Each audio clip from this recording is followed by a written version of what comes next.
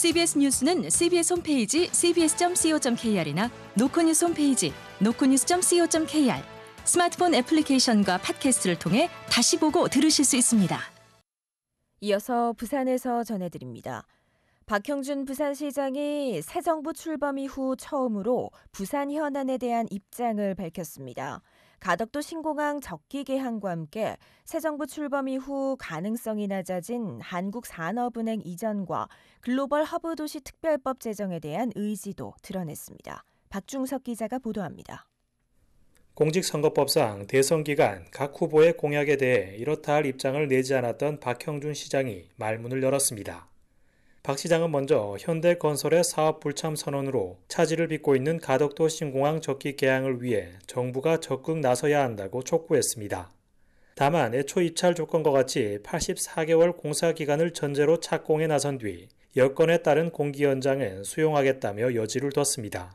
박형준 시장입니다. 누구나 인정할 수 있는 그런 사연이 생겼을 때 하는 거는 그것까지를 완전히 배제하고 무슨 한이 있더라도 84개월 해야 된다 이렇게 하기는 좀 어려울 수도 있겠다.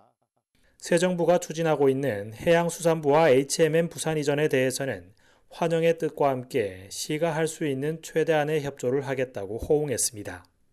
하지만 해수부 이전을 시가 그동안 추진하고 있던 한국산업은행 이전과 글로벌 허브 도시 특별법과 맞바꾸려는 발상은 위험한 것이라고 지적했습니다. 박 시장입니다. 근데 그것하고 산업은행 이전이나 글로벌 허브 도시 특별법을 맞바꿀 수 있다는 생각은 그건 굉장히 위험한 생각이고, 또 새 정부가 산업은행 이전의 대체에 제시한 동남권 투자은행 설립에 대해서도 고래를 참치와 바꿀 수 있다며 면밀한 검토가 필요하다고 회의적인 반응을 보였습니다. 박 시장은 새 정부와의 소통 우려에 대해서는 중앙지방협력회의 등 제도화한 경로를 통해 부산의 입장을 전달하겠다고 했습니다. CBS 뉴스 박중석입니다. 부산 민주당이 김동연 경기도지사를 겨냥해 해양수산부의 인천 이전 발언과 관련한 비판 논평을 냈다가 발언 시점을 착각한 것으로 드러나 논평을 철회하는 일이 벌어졌습니다. 해수부 이전 논란이 재점화되는 가운데 공당의 실책이 오히려 논란에 불을 지핀 셈이 됐습니다. 강민정 기자가 보도합니다. 더불어민주당 부산시당이 오늘 논평을 통해 김동연 경기지사가 최근 해수부 부산 이전을 반대했다며 비판을 했다가 발언 시기를 착각한 것으로 드러나 1시간 만에 논평을 철회했습니다. 김 지사의 해당 발언은 이번 대선 직후가 아니라 지난 4월 민주당 내 대선 경선 때 한 발언이었습니다. 김 지사는 해양경찰청 등 해양 관련 기관이 몰려있는 인천이 해수부 이전지로 적합하다며 인천을 해양특화 도시로 키워야 한다고 주장한 바 있습니다. 부산시당은 취소한 논평에서 김 지사를 수도권 이기주의라고 강하게 비판했지만 착오를 인정하고 유감스럽게 생각한다며 공식 철회했습니다. 이명원 수석 대변인입니다. 제가 날짜를 착각했어요. 누가 저한테 제보를 해왔는데 그게 이제 지난 경선 기간이 아니고 최근 언론 보도인 걸로 제가 착각을 한 바람에. 하지만 논평 철회 이후에도 후폭풍은 가라앉지 않고 있습니다. 윤석열 정부 시절 산업은행 이전을 민주당 내분으로 반대했던 전례에 비춰 이번 해수부 이전도 당내 수도권과 비수도권 갈등으로 흔들릴 수 있다는 우려가 나오고 있기 때문입니다. 특히 부산 정치계에서는 또다시 지역 공략이 수도권 논리에 밀려 무산되는 것이 아니냐는 위기감도 감지됩니다. 이번 해프닝은 단순한 해프닝을 넘어 해수부 부산 이전을 둘러싼 정치권 내 갈등의 서막이라는 분석도 나오고 있습니다. CBS 뉴스 강민정입니다. 부산 도시철도 사상하단선 공사 현장 인근에서 잇따른 땅 꺼짐 현상이 발생한 것과 관련해 시민단체가 부산교통공사 등 책임자들을 경찰에 고발했습니다. 지자체 현장 점검에선 우수박스에 10m에 달하는 균열이 발견돼 시민 불안이 가시지 않고 있습니다. 보도에 정혜린 기자입니다.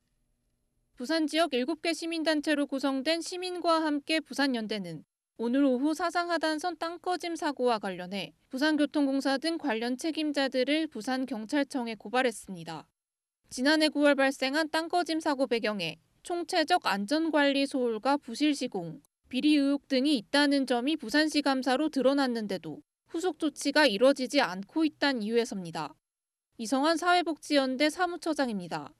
땅꺼짐 사고는 총체적인 안전관리 부실과 그리고 비리 의혹으로 인한 사고였음을 부산시 감사위원회 특정감사 결과 보고서는 밝히고 있습니다. 지금까지 교통공사를 상대로 부산시와 시의회는 어떤 조치도 하지 않고 있습니다. 시민단체의 고발에 부산교통공사는 당황한 기색이 역력한 가운데 최근엔 공사 현장 인근의 지하 우수박스에서 10m 길이 균열이 또 발견됐습니다. 지하에 빗물을 담아두는 우수박스가 파손되면 물이 흘러나와 집안이 약해지고 땅꺼짐 발생 가능성도 커지게 됩니다. 점검을 진행한 사상구는 도시철도 공사 시작 전후로 균열이 심해졌다며 공사의 영향인 것으로 보고 있습니다. 반면 부산교통공사는 이 균열이 도시철도 공사와는 관련 없고 우수박스가 오래돼 균열이 심해졌다고 반박합니다. 부산교통공사 관계자입니다. 공사 안 했는 상태에서 균열 간 어떤 부분을 다 우리 분석하니까 저희들 공사로 인한 영향이 아니고 하수박스의 노화에 따른 영향이다 해가지고 지자체는 재난긴급관리기금을 지원받아 긴급정비에 나설 예정이지만 근본적인 대책은 아닌 만큼 땅꺼짐 사고에 대한 시민 불안은 한동안 이어질 전망입니다. CBS 뉴스 정혜린입니다. 더불어민주당 부산시당은 오늘 논평을 통해 이재명 대통령의 지시에 따라 해양수산부의 부산 이전이 본격화됐다며 부산시와 국민의힘 부산시당이 보다 적극적으로 나설 것을 촉구했습니다. 민주당은 산업은행 이전 공약이 성과 없이 시민들에게 실망만 안겼다며 해수부 이전이야말로 부산의 미래를 위한 현실적인 과제라고 강조했습니다.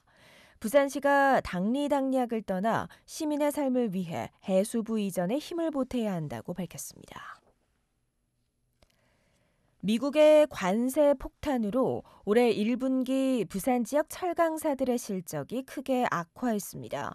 금융감독원에 따르면 고려제강의 1분기 영업이익은 82억 원으로 전년에 비해 반토막 났고 대한제강은 지난해 영업이익 59억 원에서 올해 18억 원으로 급감했습니다. 트럼프 미국 행정부가 지난 4일부터 자국으로 수입하는 외국산 철강 관세를 기존 25%에서 50%로 올려 수출길이 더 좁아지자 철강업계는 수출국 다변화와 새 수익원 찾기에 분주한 모습입니다. 그제 부산 남구주 최로 열린 제21회 UN 남구 반딧불이 축제에 방문객 수천 명이 몰리면서 결국 핵심 행사인 반딧불이 탐방이 취소됐습니다. 남구는 축제 당일 저녁 7시 30분부터 2기대 큰고개 쉼터에서 반딧불이 불빛을 관찰하는 탐방 행사를 열 예정이었지만 방문객 3천 명이 몰리고 인근 차량 통제도 이루어지지 않으면서 안전상의 이유로 행사 전면 취소를 결정했습니다. 방문객들을 중심으로 실망 섞인 반응이 이어지면서 남구는 오늘 사과문을 내고 향후 더욱 철저한 인원 관리로 재발을 막겠다고 전했습니다. 부산시는 사상구 삼락동 옛 삼락중학교 내에 글로벌 신소재 연구개발 혁신 거점이 될 탄성소재연구소를 착공한다고 밝혔습니다. 시는 앞서 전국 지자체 중 처음으로 연구소 부지를 건축규제 특례와 개발부담금 감면 등 각종 혜택이 제공되는 산업혁신구역으로 지정하고 사업을 추진했습니다. 내년 말 준공을 목표로 하는 탄성소재연구소는 첨단 신소재 산업의 핵심 연구 개발 기능을 수행하게 됩니다. 기장경찰서는 지난 5일 저녁 7시부터 다음 날 새벽 2시까지 기장군 정관읍과 오시리아 관광단지에서 교통법규 단속을 벌인 결과 모두 59명을 적발했습니다. 날씨입니다. 내일 부산 지역은 맑겠습니다. 아침 최저기온 20도, 낮 최고기온 26도로 오늘과 비슷한 기온 분포를 보이겠습니다. 부산은 당분간 습하고 더운 날씨가 이어지다가 금요일쯤 한 차례 비가 내릴 전망입니다. 부산의 현재 기온은 21.3도, 습도는 69%입니다.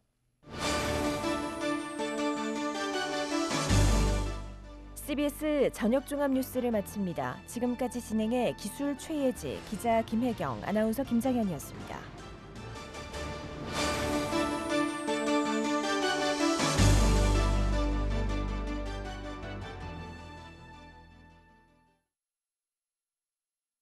CBS